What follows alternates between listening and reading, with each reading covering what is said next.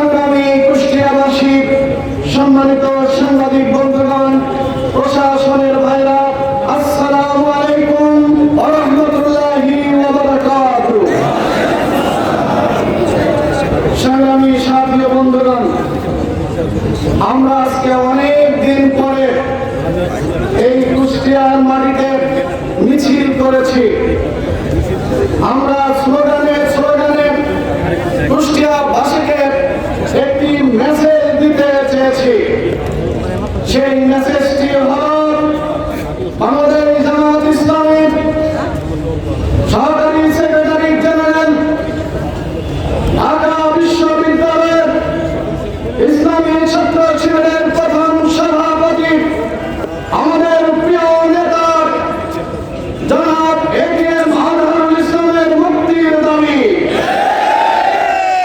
সম্মানিত সাথী ও বন্ধুগণ, সংগ্রামী কুষ্টিয়াবাসী, আমরা কেন আজকে রাজপথে আসলাম? আপনারা সবাই জানেন, ছাত্র জনতার তীব্র আন্দোলনের দেশ থেকে হাসিনার ফ্যাসিস্ট পলায়নের পরে বাংলাদেশে একটি অন্তর্বর্তীকালীন সরকার গঠিত হয়েছিল। সেই সরকারের আজকে 6 মাস 10 দিন তারা কার্য পরিচালনা করছে।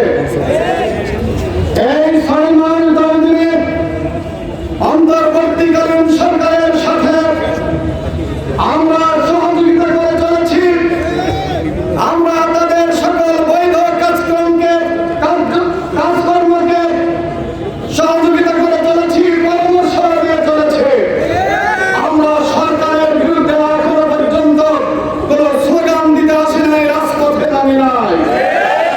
অত্যন্ত দুঃখ ভারাক্রান্ত হৃদয় নিয়ে, বুকে ব্যথা নিয়ে আজকে আমাদেরকে রাজপথে নামতে হয়েছে, স্লোগান দিতে হয়েছে।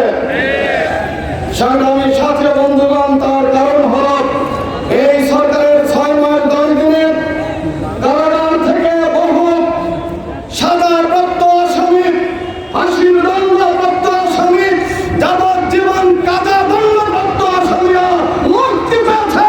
কিন্তু আমাদের নেতা এটিএম আজহারুল ইসলাম আজও কারাগারে বন্দী রয়েছে।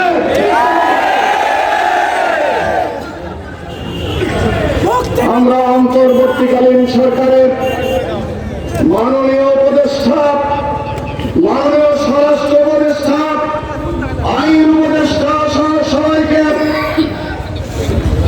বিনয়ের সাথে জানাতে চাই, আপনারা যদি ফাঁসির দণ্ডপ্রাপ্ত আসামিদের মুক্তি দিতে পারেন, যাবজ্জীবন কারাদণ্ডপ্রাপ্ত আসামিদের মুক্তি দিতে পারেন, শত শত হাজার হাজার মামলা আপনারা বাতিল করে দিয়েছেন এই 6 মাসে।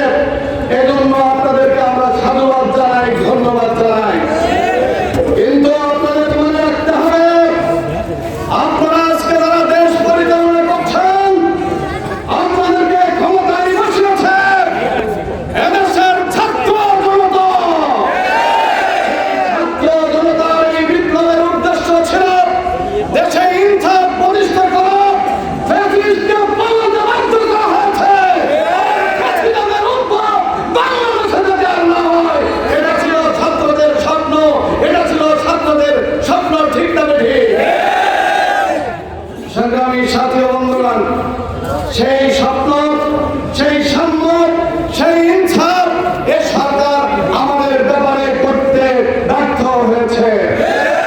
সরকারকে মুক্তি দিয়েছে, কিন্তু আমাদের নেতাকে মুক্তি দিতে পারে।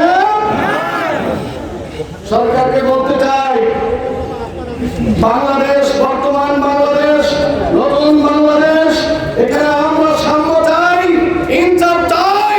দেশবাসী সাম্য এবং ইনসাফ চাই। ইনসাফের দাবি হলো অন্যদেরকে যেভাবে মুক্তি দিয়েছেন আমার নেতার বিরুদ্ধে শতভাগ মিথ্যা বানোয়াট মামলায় যাকে মৃত্যুদণ্ড দেওয়া হয়েছে, আমার নেতাকেও মুক্তি দেওয়া সম্ভব। তাই অবিলম্বে এটিএম আজহারুল ইসলামকে মুক্তি দিতে হবে। সংগ্রামী সাথী বন্ধুগণ,